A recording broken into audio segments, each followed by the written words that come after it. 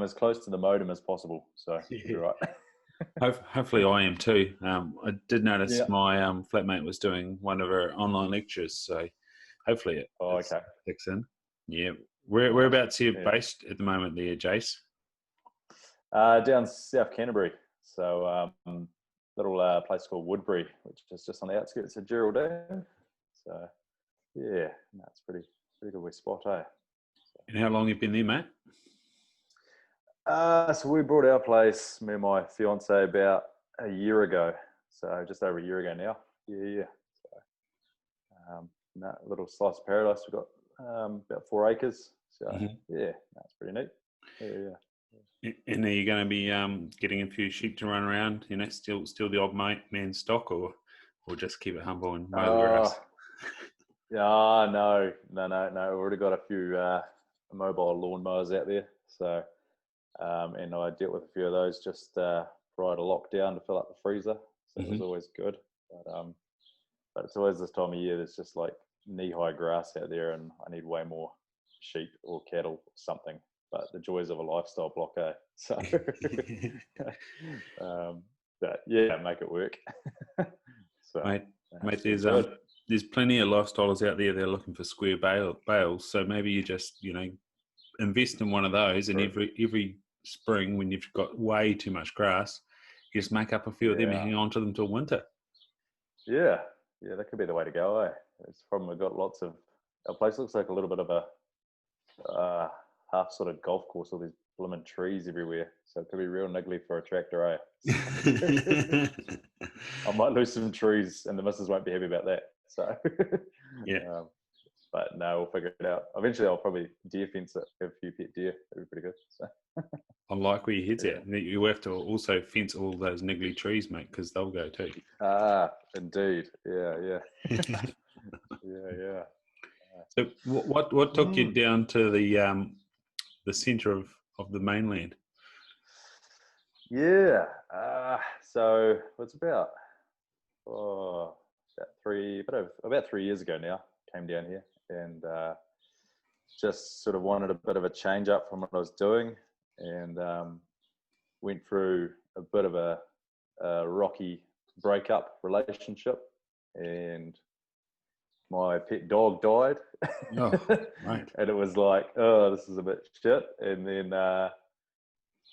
just things going with business, and it was like I was fencing contracting for 8 years, and things were going real good with that, but I feel like I'd kind of ticked a few boxes with it and just wanted to do something else. And then the few little bit of drama that happened kind of just pushed me to do something different. So, but it was the best decision ever made, eh? So, so came down here, eh? So now it's back down to the mainland. Yeah. So. Yeah, and so a few months ago you sent me your 4 articles that you wrote for, who was that?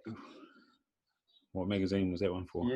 Yeah, Rod and Rifle. Rifle. Yeah, man. Yeah. So I thought it might be of use to you. Yeah, anyway, so your neck of the woods. Yeah, you were quite intimate with the old Rohinis, and I was living on a farm at Makaroa Road, sitting underneath that main range, looking up and seeing where Sunrise Hut was. And on the Next Generation Deer Farmers Tour, we got to go out the back of Smegley Farm and look over the Makaroa. Yeah, so I was semi-familiar with what you'd seen in there, but you never mentioned Stanfield Hut, Stanfield Hut. Yep. Near Dennyverk. Have you been in there, mate? Yeah, I never really went to. I did a little bit of walking around that southern tip of the Rohinis, but never really delved too deep on it. Just kind of, I sort of seemed to stick to that central Rohini or eastern and a little bit northern area. Sort of where it was my bread and butter, eh? So started hitting into there when I was about 15, 16.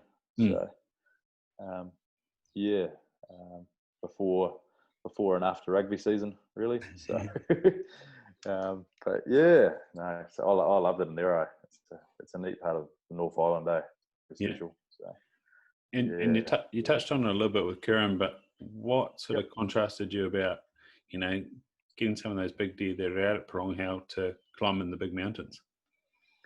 Yeah, like it's always just been like installed in me from a young age with my father, like just that hunting in Forest Park, National Park, that's like the mecca, like that's just, that's real hunting. And not to take anything away from farmland hunting, because like I've done my fair share of that as well. But yeah, just that the challenge is the big thing. And I've been watching you for a while, mate. You know what the challenge is like getting out there. So it's when you do get one on the deck, like it just means so much, and everybody else, it's not just your little piece, you know. Everyone's there, and it's all a game of chance and luck and skill, and so it all comes into it. And yeah, that's kind of why I just sort of been raised that way when it comes to hunting. And I also did early on annual raw trips into the Kaimanawas with my old man and his mates. So we went in there. I think my first trip into there was like, must have been about 12.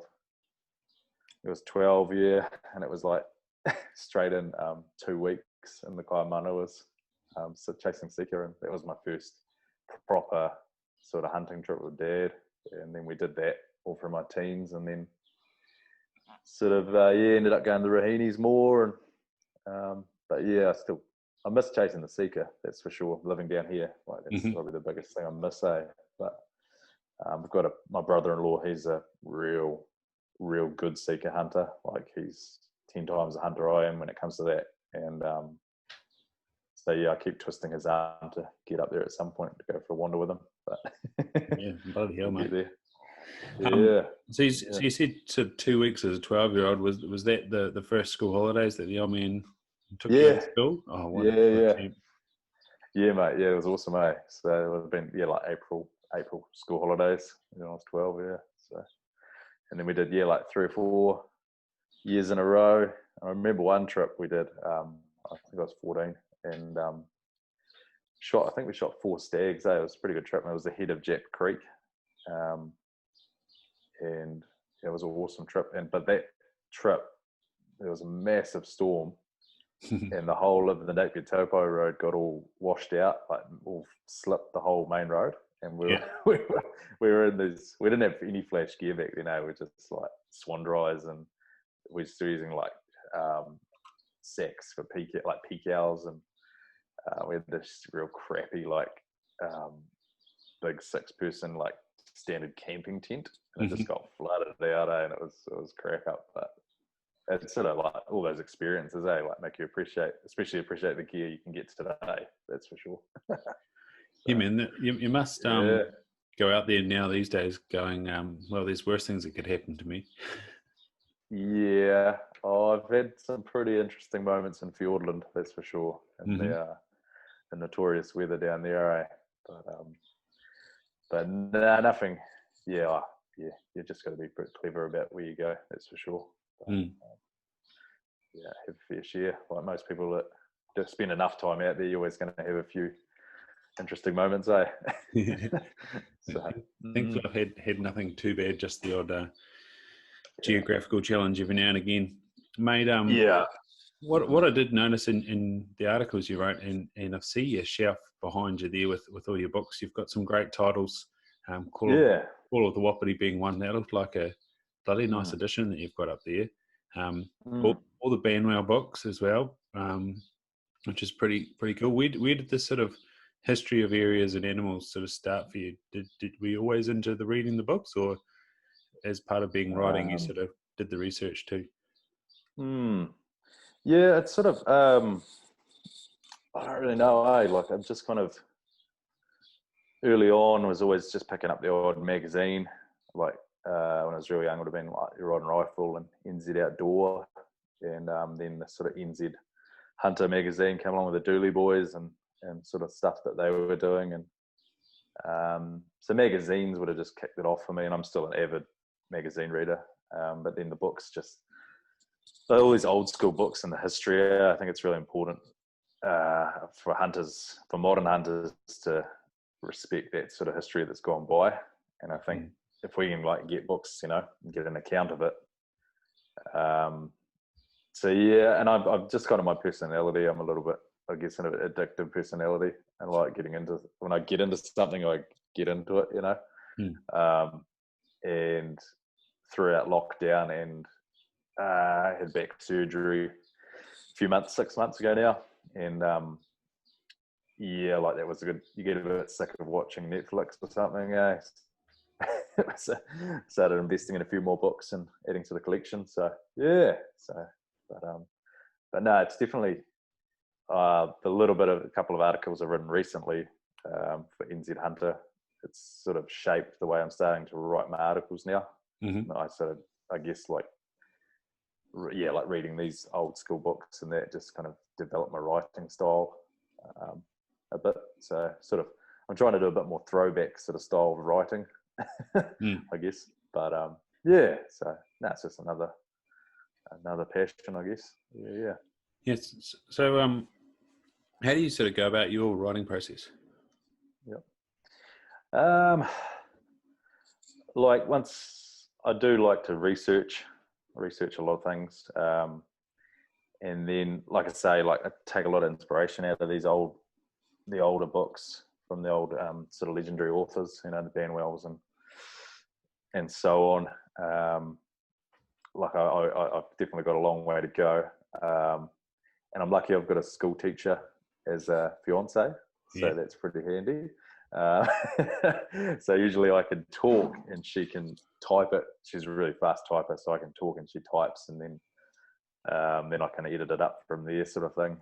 And it ends up kind of being nothing like what she originally typed down, but we get there in the end, though. So, but yeah, just trying to put a kind of a down to earth, natural sort of spin on it, I guess.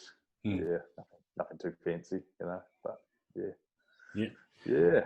And coming from one unsuccessful hunter to a successful one, how do you sort of feel about the number of trips that you go out and you don't come back with something, but you learn a lot of lessons? Yeah, man. Oh no, like you say, successful hunter, but it's been a while since I've shot something, eh? So, but that's a little bit part and parcel to my injury I've had. So, but yeah, like every trip, like every single hunting trip you go on, every adventure, anything, you know, it can be your 2 weeks in Fiordland or overnighter in the Kawikas, you know, you're always going to learn, or you always learn something, always learning, eh? It's never a wasted trip. Like I've had one trip in the Rohini's where I just completely cocked the weather forecast up, eh? I went in that evening and it was just blowing a gale, like unreal. And I just spent the night, I had to lay the tent flat down. Like I was in a sheltered spot that I could find, but I had to lay it down on me, and I was in my gear, ready to go. And like 4:30 in the morning, I just got up and walked out. But so that was shit, but I still learned a lesson, you know? So you can, like you just get so much value, I do, of just getting out there, eh? And I've definitely been missing it the last 6 months, not being able to do it with recovery. But no, getting there, so it's all good, eh? But yeah, like I say, no, it's always worth it, eh? Yeah. And so growing up in Central Hawke's Bay, like you say, investing a lot of time in that area of the Rohini's, and I'm sure you had mates that went to different spots and you sort of compared notes and stuff. How do you then take that imprint to somewhere like Mid Canterbury or even Fiordland? Yeah. So like my first opportunity to go to Fiordland was with Dad's mate, who he put our names down on a ballot, and we didn't even realise it. Like he just, we were Dad was having a few beers with him one day, and we were just talking about it, and we sort of clicked that he was keen to go there, and we were sort of thinking about doing it one day, and like I think I was 20 at the time, so I was sort of thought, I'm not ready for that, you know. This is Fiordland, holy shit, no way, you know. And but yeah, he secretly put our names on a ballot and we won a ballot. So I was like, oh, okay, righto. So that was the first time we bought me and my old man brought a handheld GPS. Because prior to that, we'd always just map in a compass. But we thought, Fiordland, we might want to go a little bit more, have something else. So, but yeah, like I say, going back to your point, like, it's just, when you're hunting in all those the Urahinis, Kawikas, and predominantly smaller forest parks, you're always just honing all your skills. And so there's a little bit more to learn down here. Like if you're going to get into the more wintertime hunting tahr and the mountaineering, like all the country's bigger down here, obviously. So there's a few extra skills, but majority of it, it's a bit of an upgrade. And not taking, you probably might take a few odd more risk in the smaller areas, so-called easier places, but you can't really afford to do that in some of the places down here. So that's probably the only sort of difference really that I can see. What are some of the risks that you're thinking of? Oh, just like a lot of the places down here, like there's a long way from a road end, or if you're getting helicoptered in to places, it's a long way to go. If you get injured or anything like that, So, I mean, you could be right in the centre of the Kaimanawas, and that's a pretty long way from anywhere. But a lot of the Ruahinis and that, like within a day, you'll call yourself out of there, sort of thing. So, and definitely Fiordland, like you really don't want to have a cock up down there. So, that's sort of it. It was funny. A couple of weeks ago, a colleague, she went up the Rangitata River down here, and she went with a friend, and they didn't quite say when they were coming out exact sort of plans. And like that's your number one thing, is just let people know where you're going and what time you're going to be back, kind of thing.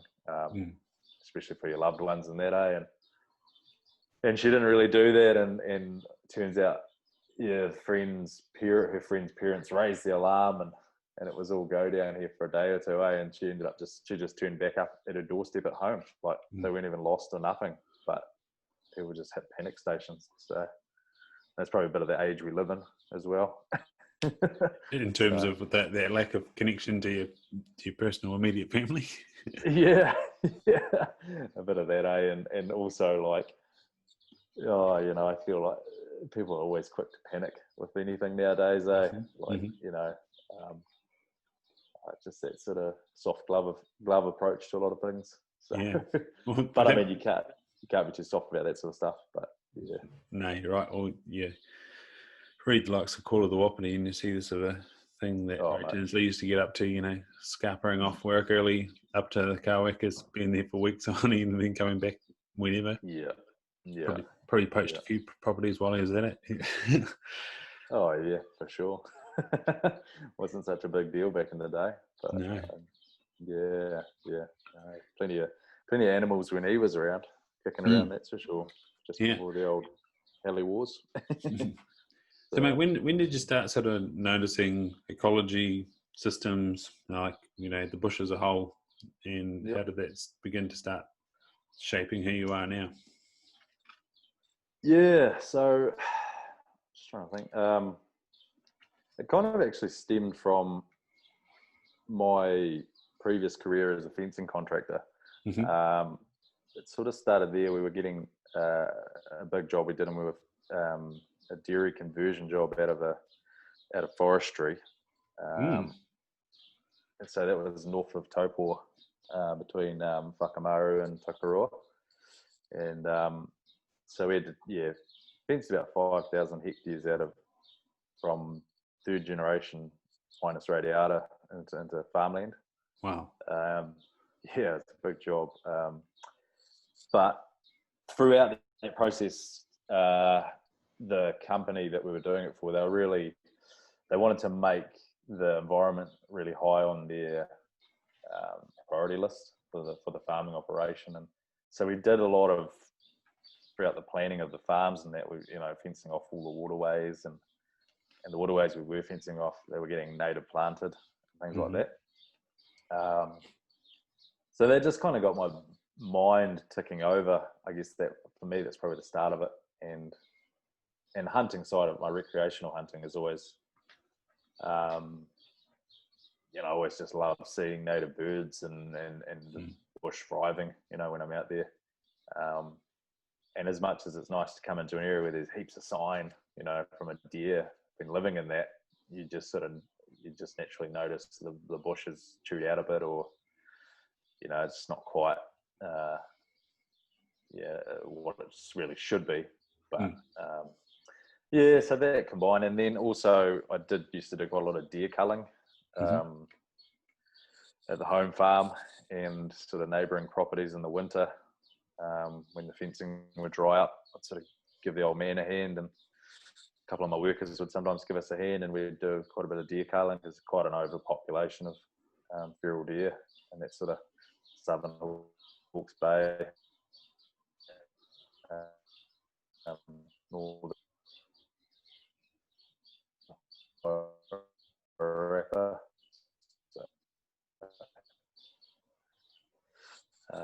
So deer, so my passion for what started my, and then like the catalyst it was definitely moving down here and getting a job in pest control. So, and then starting that, So who did you link up with pest control? Did you hear that? Yeah. So heard you, mate. Yeah, so started 2018. Came down and started working for Khan Adam at High Country Contracting. So in the possuming crew, and we had a pretty cool team. There's sort of 6 to sort of 8 of us, and we're all pretty fit, sort of capable guys, and it was a really good group to work with for that sort of 18 months I worked for him there, and we got some really good results, which is pretty satisfying on the possuming side of it. All that sort of work we did, majority of the work I was doing for Khan was for TB free. Just a lot of leg hold trapping and cyanide poisoning, and a lot of working out of helicopters. Most sort of generally once a month we'd kind of have a few days in the choppers and working out the choppers and getting chucked up on the hill, and you race down and check a trap line or put out some cyanide and jump back in the chopper and up and near down the next ridge. And it was pretty good fun, So, got a lot of, it was really, it was a great opportunity working for Khan there, and learned a lot of skills and met some good mates, and got to see a lot of the South Island too, which is pretty sweet. So, Absolutely. Yeah, so, you and I had a bit of back and forth, and I had a bit of back and forth with Khan. It was, I don't know, who taught who how to trap possums was the big question. Right. You said you taught him everything he knows, and he said he taught you everything he knows. So now you got the platform. Yeah, there you go. Yeah, it's all me. Yeah.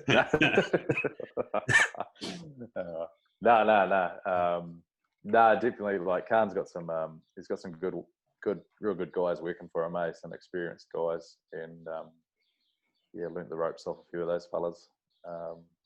It's funny. It sort of just brought back childhood memories, like catching possums when you're a kid, and it's just on a professional level, really. Yeah. So it's just good fun, And I mean, it's not rocket science, that's for sure, but keeps you fit, and there is a knack to catching them, that's for sure. No, Khan's a good bugger, that's for sure. And you said that you had some good results. What sort of things were you guys measuring? Yeah, so with TB Free work, so they have basically Osprey have a monitor who comes in, and their job is to monitor possums. So they'll come through to a block that we've been working on. So you might have been working on It just varies depending on popularity of pests of possums in there. But so we'd just wrap it and poison it hard out until we were catching bugger all possums, and then you basically put in phosphorus to apply to get the monitor to come in, and he'd come in. And when I was there, it was still the trapping system. So, but I think it's gone to a little chew card system now. But then it was, so a monitor would set out 10 traps over 1 kilometre, so every 100 metres, and then have a few different lines across the block of that, and then it would basically be like work out a percentage based on the amount if you caught any. And so you'd have a threshold of percentage. So don't quote me, but I think most jobs sort of had to be below the kind of 4 or 5% on a block. So yeah, and pretty much every job I was there, we passed every job except for one. So, but that's kind of a very rough, basic way of explaining it. But yeah. So yeah, and then if we didn't reach that, then we'd have to trap it all again, which was not what we wanted to do. That's for sure. Because it'd be pretty boring because you wouldn't catch hardly any. So yeah.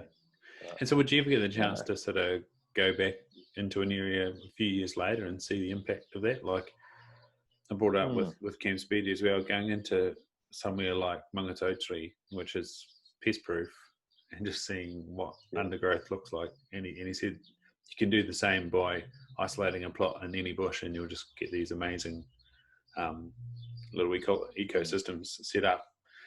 Did you ever get the chance to go back and see what a non-possum or a low possum density looked like?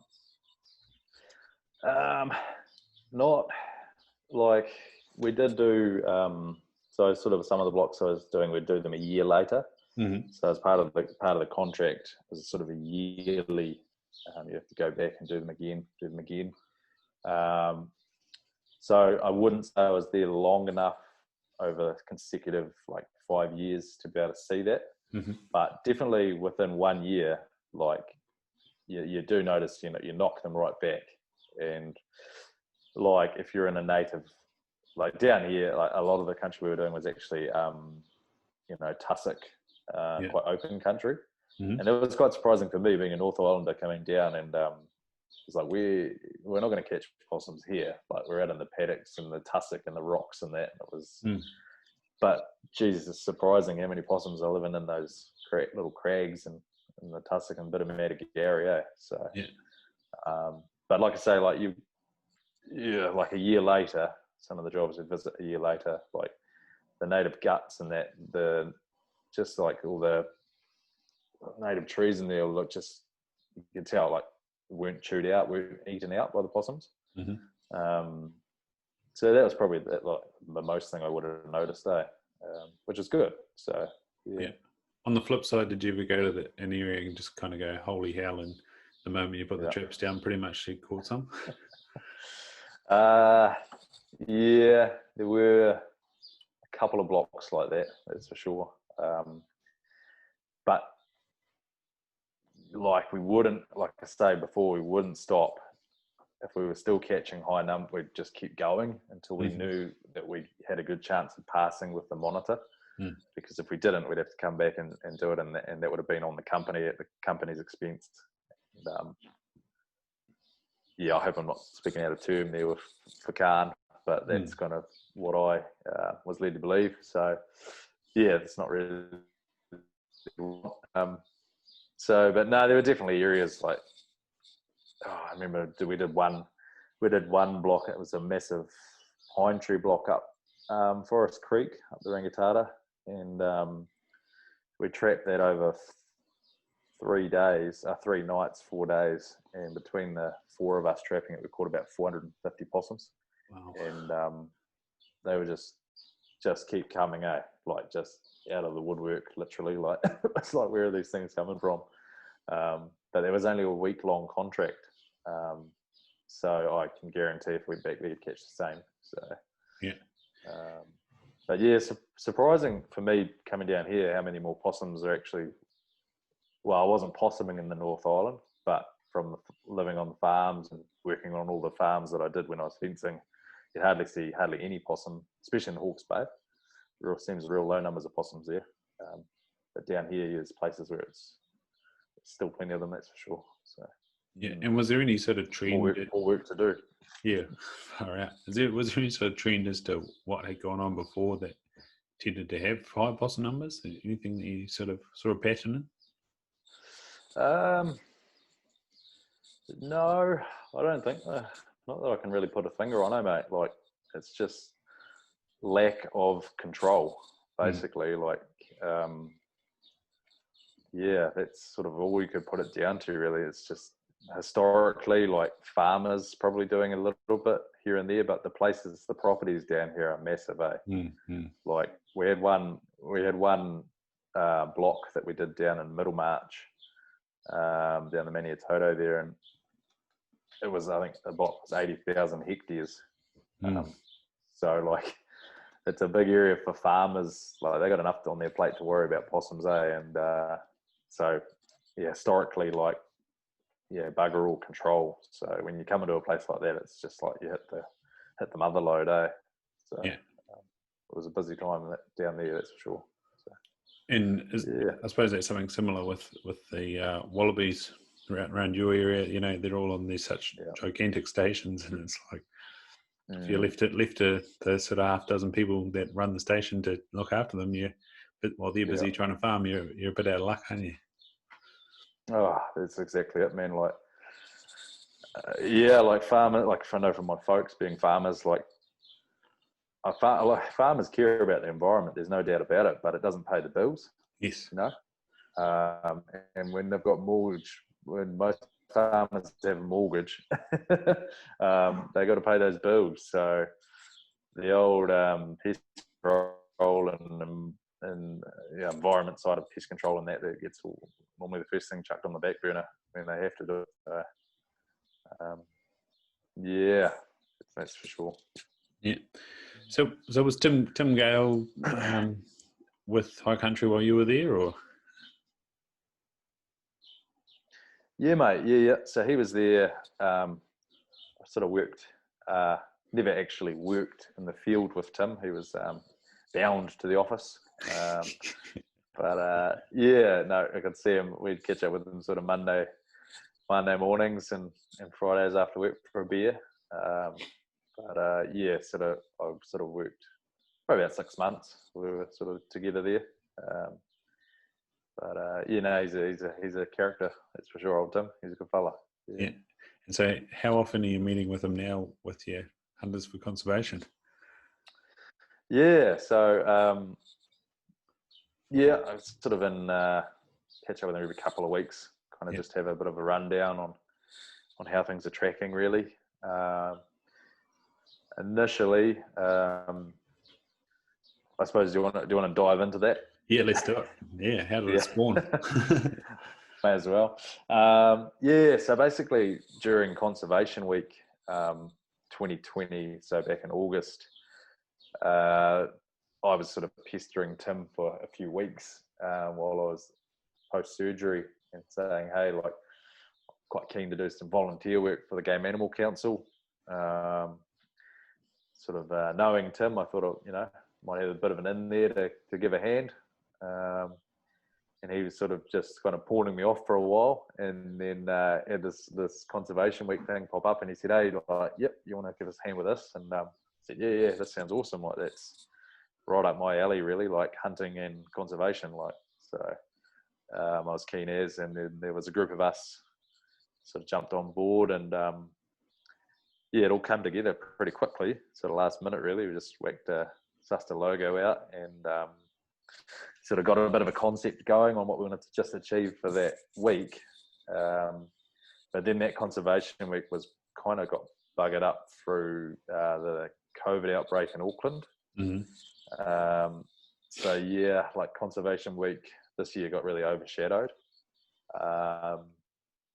But the Hunters for Conservation sort of initiative that we did for that week, it kind of did pick up quite a bit of traction.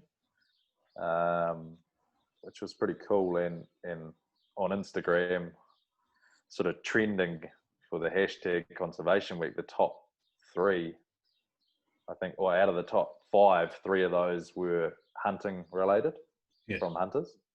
So it was like, I mean, this is on social media, so it doesn't mean everything, but like that was really cool to see and encouraging. And Tim was sort of, he was pretty excited by that. And we were all sort of thinking, well, that's pretty cool. And then it was kind of my idea to chuck a few stickers out there to maybe raise a bit of money for the Game Animal Council, for them to put that money towards hunter-led conservation projects. So that's kind of the phase 2, so to speak. And then, so it's just sort of been evolving from that kind of small, humble beginning. And now it's kind of taken on a bit of a life of its own, separate from the Game Animal Council. Like, we don't want to be necessarily tied to one specific organisation or group.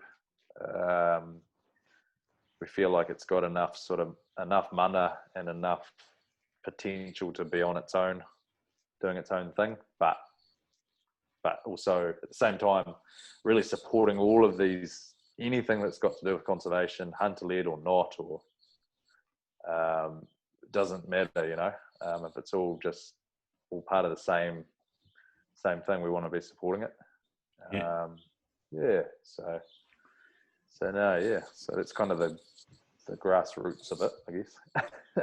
And so where did the link with Justin Amor at Aotearoa Wild Foundation start, and what's turned into an absolute beast of a raffle? Like, you drew the first one last night, and geez, you were reading out some impressive prizes, and that was only the first 5 of them.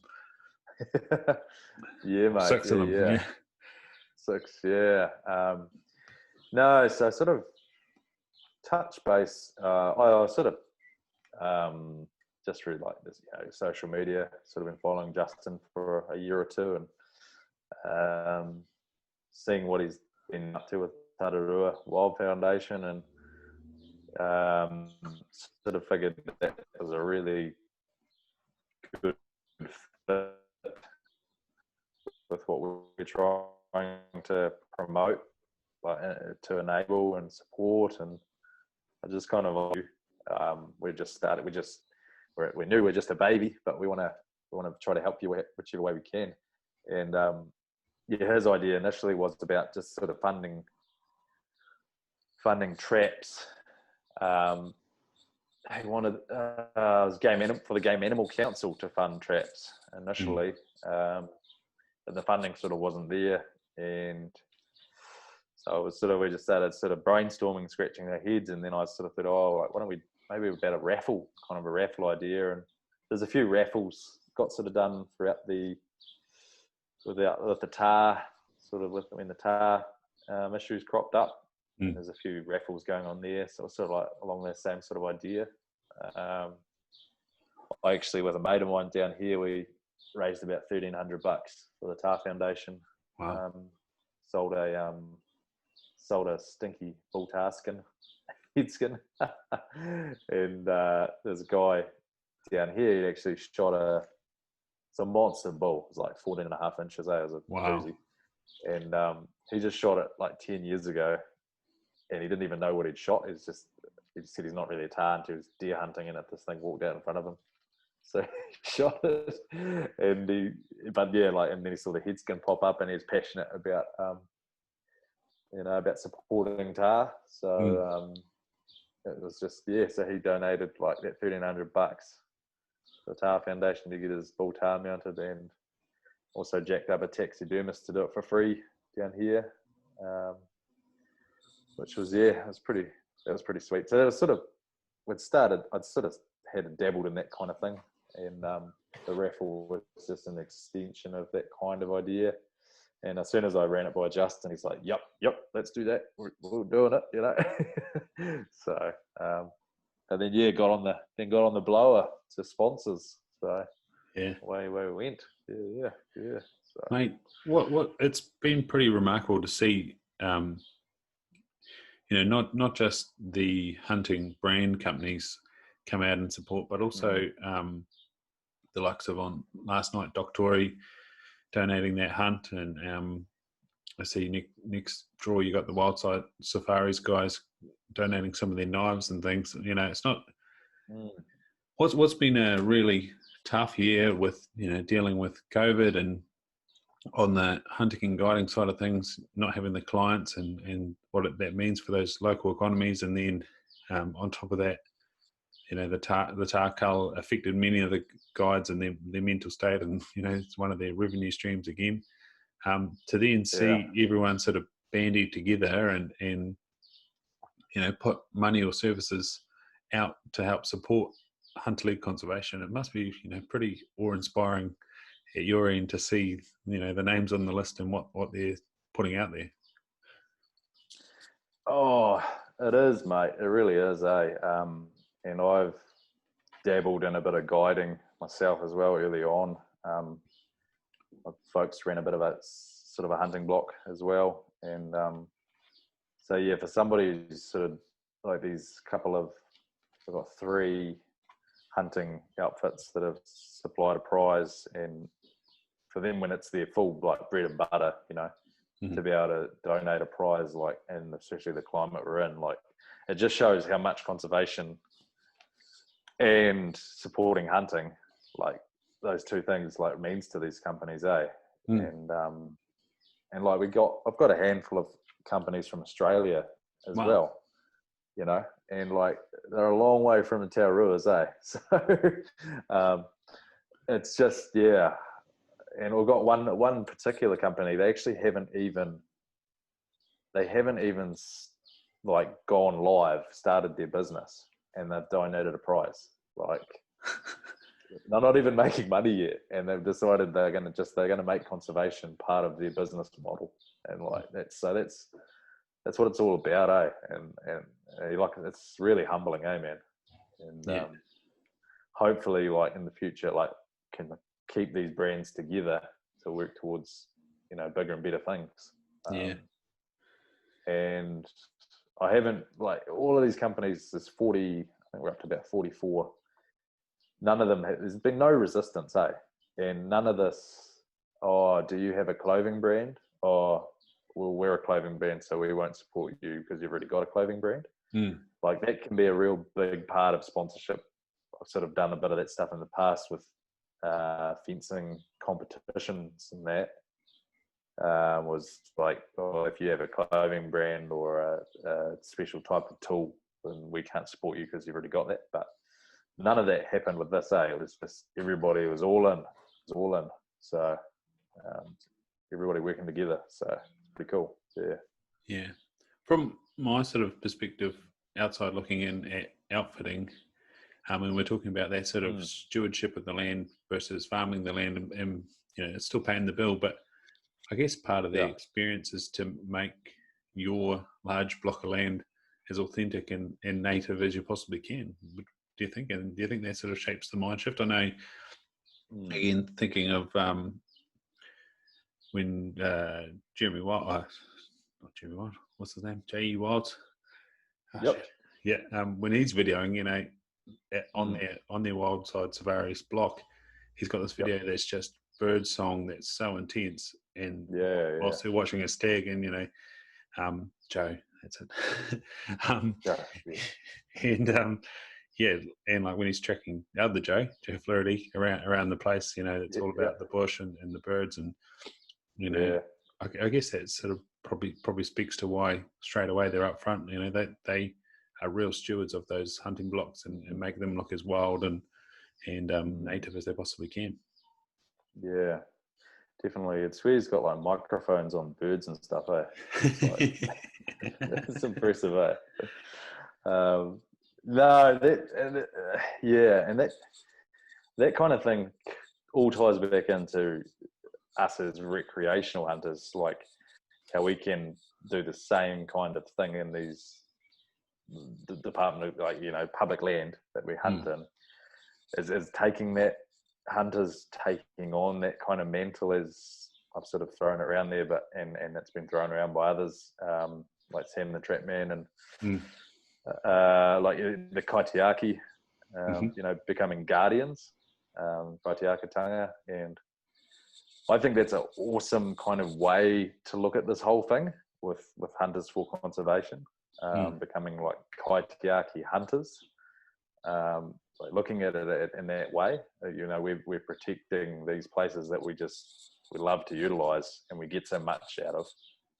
All our mental, physical well-being and obviously meat for the table providing, and if you're a trophy hunter, all the sport. And so like just that kaitiaki, guardian being, it's just it makes so much sense to me, and I think it's a real good angle for hunters to be able to approach this whole thing at, which hasn't really been done before. I mean, the Māori people, they've done that forever and a day, and I think it's an awesome, and it's a real Kiwi thing to do. Like, it's a New Zealand way to go about it. I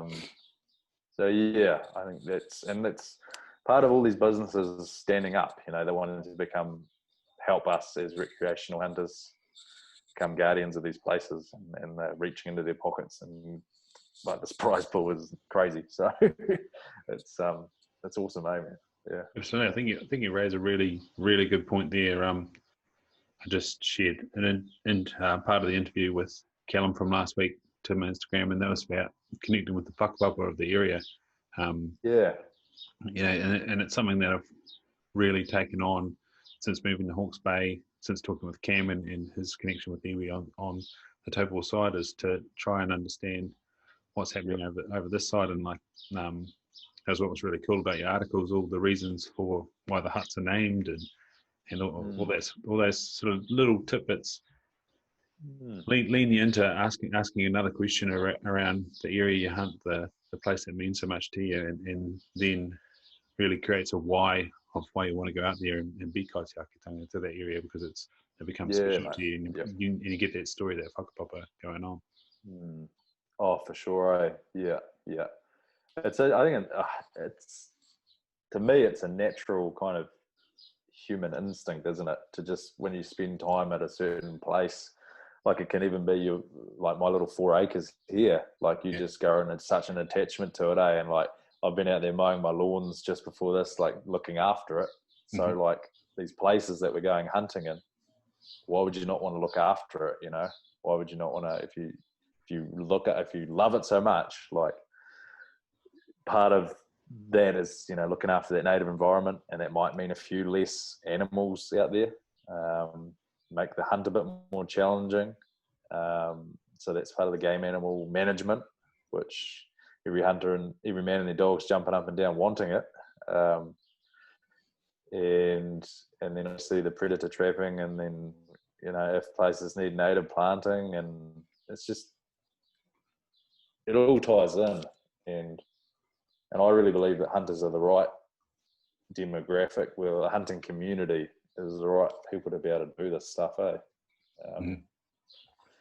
like we're utilizing that country the most as well, which, I mean, most people will be aware of that, but no, it was pretty cool being in Makina Hut on Saturday night and seeing, good spot.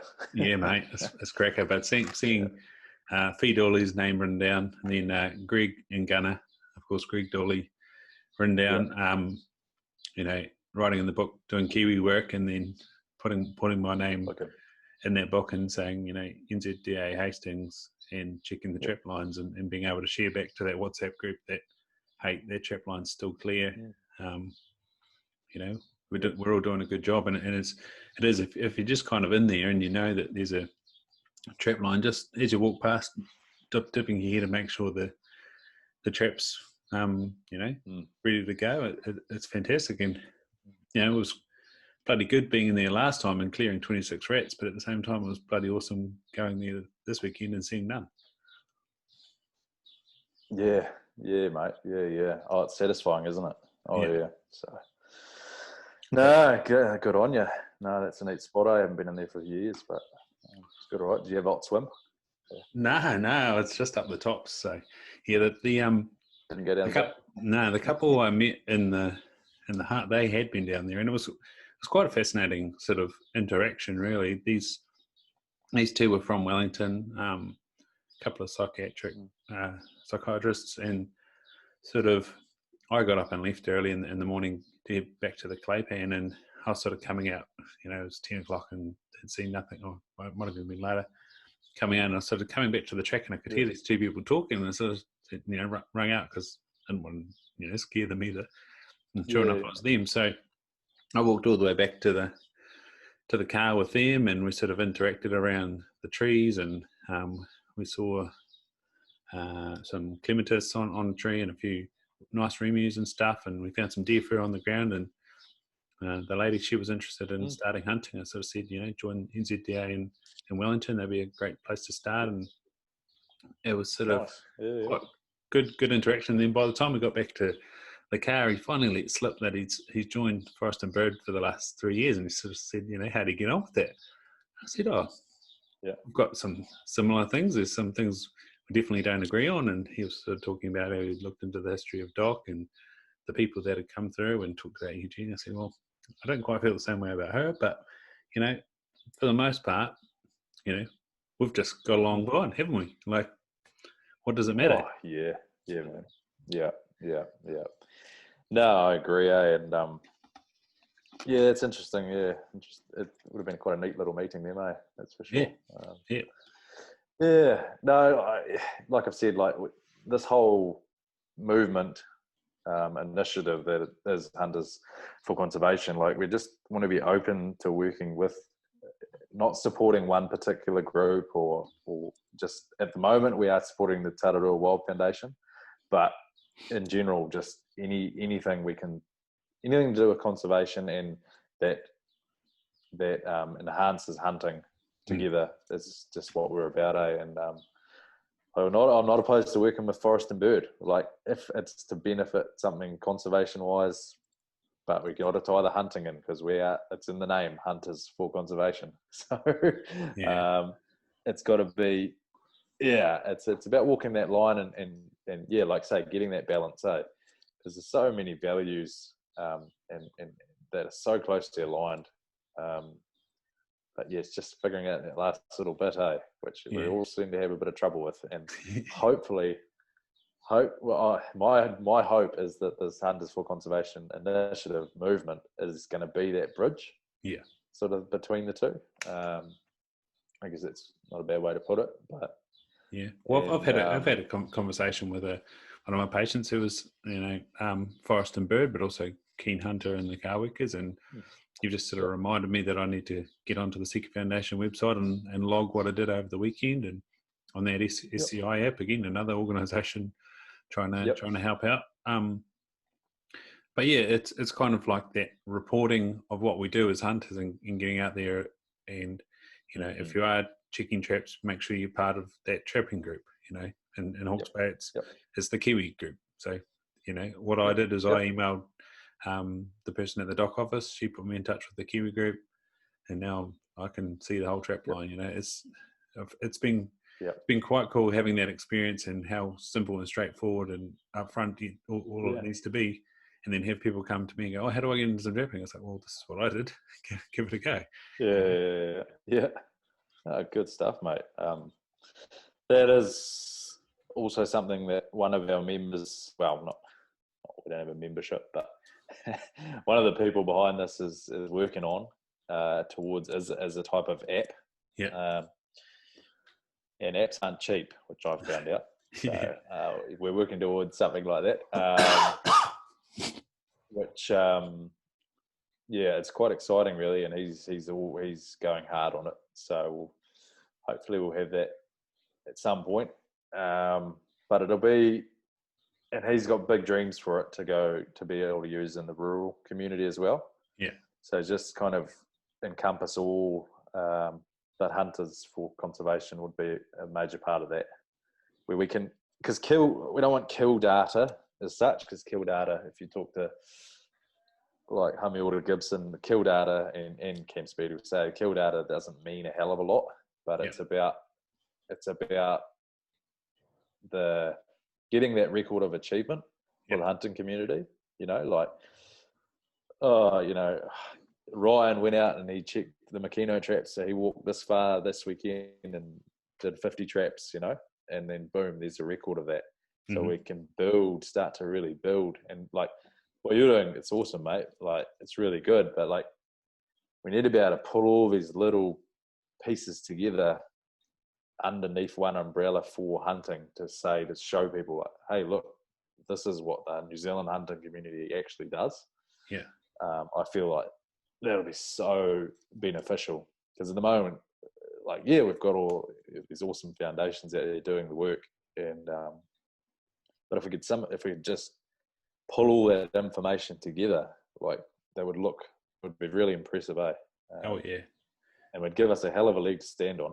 That's for sure. So yeah, I got Hamilra to send through his the Eastern Fair Link newsletter the other day, and gosh, what an impressive little thing that was. And obviously, being a member of the Seeker Foundation, you get that too, and even their Facebook page, you can go in there and see all the amazing work they've done, and Property Foundation as well. Yeah, like I said, these amazing foundations putting in the work, and imagine if you then collated those together and said, look what's going on, Oh, yeah, exactly.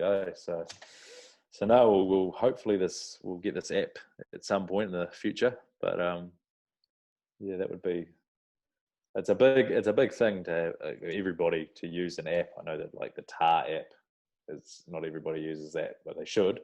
But it's a big thing to get uptake on things like that for sure. But it would be a goal. It's for real. So yeah, like the dogs. That's right. So one of the questions that came up last night was how the raffle's going. What's the sort of aim for the money, and how far along are you? Yeah, man. So yeah, I did put a comment up there, but I think we're at, so last I checked, we're just over $5,000 through sales of the tickets / stickers. So there'd be like, straight $5,000 for traps. And we've had over 800 entries, and those other kind of 300 odd entries are from our initial batch of stickers we sold. So I wanted to reward those people that come on board early on and chuck them in the draw as well. And their money went to the Game Animal Council to support them. So so we're tracking pretty nicely. I personally don't want to set a limit on what we can raise for this. It's kind of been thrown around a figure, but I just want to see how far we could go with it, really, for the benefit of what Justin's doing. There's no rush either, like, what's the point in cutting things off? And I think it's building momentum, and we're going to be doing a prize draw once a week, sort of every Sunday from now on, and rewarding those that have come on board. And so it's pretty exciting, really. And but the guys at Goodwood, Callum, who at Goodwood, he's going to have his work cut out for him building all these traps, that's for sure. So but no, it's pretty cool. And Justin's been testing out his traps. Did you see that he had that trap in a barrel? He brought it up with him, because like he obviously, while he was up here in Hastings, he went and saw the guys at Goodwood and brought it in to show them, and he brought it with him to the club. And so, this has been sitting in a barrel for a month, and then sitting out in the sun, and look at how good it still is. It was absolutely fantastic. So yeah. Oh, that's good, eh? Mate, and you talked about momentum really supportive. there. Yeah, you talked about momentum there. Like, you've now sort of been on national radio, the Rock Drive, and was it rural something the other day? Exchange. Rural Exchange. That's the one. Yeah. Dominic George, that's his name. Yeah. No, that's been good, eh? Just sort of got picked up from Rural Exchange. Dominic George, so they just picked it up through I think he's a bit of a hunter himself, and picked it up, and so I had a good chin wag with him the other day. And then, I think his my colleagues, Jay and Dunk there, the Rock boys, and they're a hard case. I mean, there's a lot of that interview didn't go to air, so it was quite funny. But it's cool what they're doing. It's cool what those guys are actually doing for the rural communities and hunting as well. They're getting it out there a bit more, because they seem to understand it. So it's pretty cool. Yeah. But, no, I know when I spoke to Jay, he was having a laugh that his two boys were like saying, "Oh, Dad, I can't wait for COVID to be over. Can't wait to go hunting." And he's just like, "What are you talking about? You've never been hunting in your life." Classic. I think they have done a little bit of rabbit shooting or something on the back of a station somewhere down north at Otago, I think it is, that they go and visit. So they're getting there. I think the Rosses down Lake Harvey Station, I think they head down there, Yeah, they've been there too, because that's the 42 Below and Moa connection there. Good company, that one. We did a lot of possuming up through their place, and back in the Dockland, sort of back onto their place. So got to meet them a few times. They're really good people, I've hunted north of there in Timaru Creek. It was been in there sort of 3 or 4 times. Nice. Good spot, Yeah, it's a bloody good spot. Up into the Moonlight and Roses hut and up into the basin above there and look out over Dingleburn. It's pretty fantastic. Yeah. Awesome. Yeah. Now we set up base camp at the Junction hut down there for, I think we did two stints of 10 days in there. So, yeah. So, did you have the stag sleep outside your door as well? No, I didn't catch up with him. No. Plenty of pigs though. Had a few pigs running around. Yeah. We managed to nab one day. Our workmate had one in his trap, and it was just hanging in there by its toes. And just hanging on by its toes, and he managed to grab it, and so we had a pig on the spit that night, over the fire. Caught in a possum trap. Yeah. Oh, how good. So it could have just got out real quick, but he managed to leap on it at the right time, and it was real good. It was the best feed we had in the 10 days, that's for sure. So, and did you take plenty of mouse traps for inside the Junction hut? My mate has a good story of being run over by mice in that hut. Yeah. No, it wasn't too bad, I don't know whether it was the time of the year. It was sort of it was about this time of year, early summer, so it wasn't too bad. They weren't sort of coming in, hunkering in for the winter, I guess. But that reminds me of the time. Oh God, me and my mate were staying in this hut, and it was pouring down, and we'd come in the door, and we sort of got set up, put the sleeping bags out, and we're just going to have a brew, and then next minute we turn around, there's this massive rat sitting on the bunk, right behind us, and we're like, what the? And my mate grabs a broom, and he's chasing this thing around the hut, and it's leaping all over our sleeping bags, pissing, and oh man. And then it ran on the floor, and there's a perfect little crack in the door, and it was obviously a little hole, and he shoved his fat ass through the hole, and the mate went and broke the broom. That was chaos, So have a fair share of rats and mice and huts, that's for sure. My only hell story, I was very glad I was just stopping in for a brew. It was in the Kaimais somewhere, sort of around Thompson's Track, or north of Thompson's Track, along the north-south, and walked into this hut, and I was busy cooking up the belly, and there's a hand-sized bloody katapo on the wall, and I was just like, oh yeah, thank goodness I'm not staying here. I'd hate to have that crawl across your face in the middle of the night. Oh jeez. Oh yeah. Oh, no good. Are you a bit arachnophobic? Are you, Jase? Oh, not too bad, man. Not too bad. But nah, hands was better for.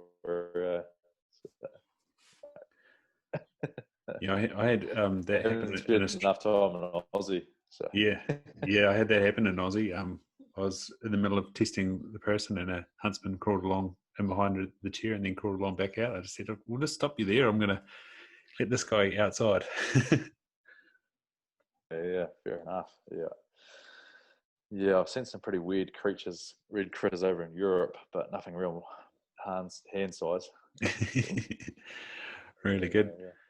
Mate, is there anything else you'd like to leave us with about Hunters for Conservation? And obviously people go to Point South. You've got the First Light hat on there. I'm wearing the Point South tar t-shirt. Don't know if you can see that. Oh, nice, mate. Nice. Yeah, limited edition. Yeah, it's bloody. They did a nice job, actually. They're good shirts. I've got one too. Yeah. No, they're good. So what do they do to get into the draw? Obviously, they've missed the first 6 prizes, but there's plenty more to come. Yeah. No, plenty more to come, eh? So just pointsouth.co.nz, and then Cam's got Cam from Point South, so he's got it all up on there, and you can purchase the stickers, $10 for a sticker, which is a ticket to the raffle. And the more stickers you buy, more chances you have of winning. And I did chuck up on the Hunters for Conservation Instagram the other day that if you purchase 10 stickers, so if you pay $100, you'll get one extra free entry sort of thing, because 10 stickers essentially is you're funding one whole trap.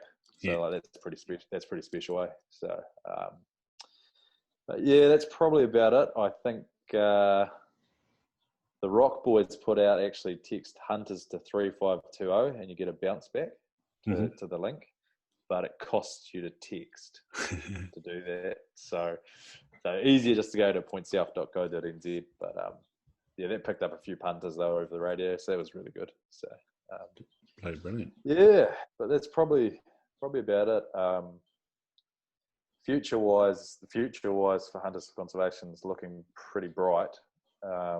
After this, after we get the Aotearoa Wild Foundations raffle finished, sort of early, it'll probably be early next year. I guess another month or so, end of January. Currently getting set up as a foundation. So we've had some generous lawyers approach us that just they're hunters and they're just good buggers and understand the cause and just so generous, eh? So I've been surrounded by generosity. It's awesome, eh? So yeah, we're setting that up at the moment, and just running through all that legal jargon, which you got to do. It's going good, so we're ticking along, and then obviously the app, which I touched on, which don't know when that'll be, but one day we hope to have something like that up. And